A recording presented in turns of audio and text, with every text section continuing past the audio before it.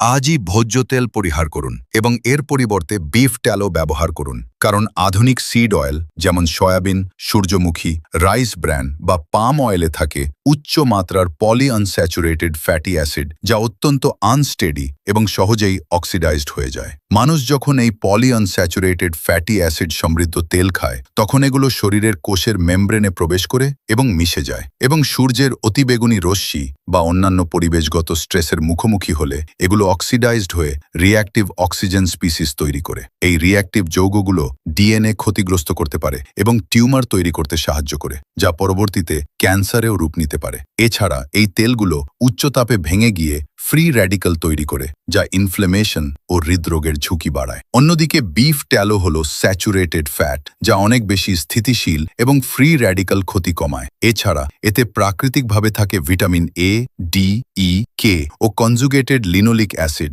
যা ইনফ্লেমেশন কমাতে সাহায্য করে। রান্নায় বিফ ফ্যাট শুধু নিরাপদই না, বরং খাবারকে করে আরও মচমচে ও সুস্বাদু। এবং আপনি চাইলে ঘরেই বিফ ট্যালো বানাতে পারবেন।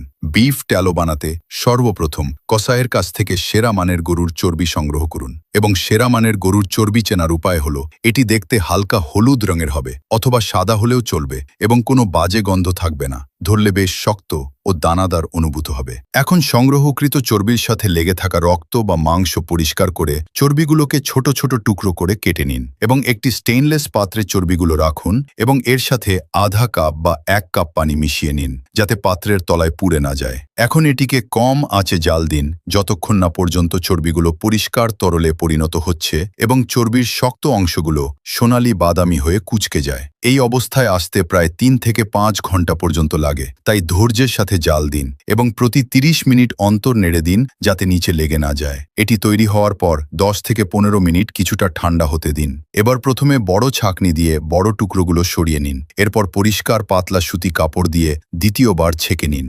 এখন আপনার কাছে আছে চমৎকার গোল্ড লিকুইড। এখন আপনি যদি এই অবস্থায় রেখে দেন, তবে এটি বড়জোর 1 মাস ভালো থাকবে, কিন্তু 1 বছর পর্যন্ত সংরক্ষণ করতে চাইলে এই ছাঁকা তেলটুকুকে ফ্রিজে রাখুন এবং জমাট বাঁধার পর আরও একবার জাল দিন, যতক্ষণ না পর্যন্ত তেলের ভেতরের ছোট ছোট বুদবুদগুলো পুরোপুরি বন্ধ হচ্ছে।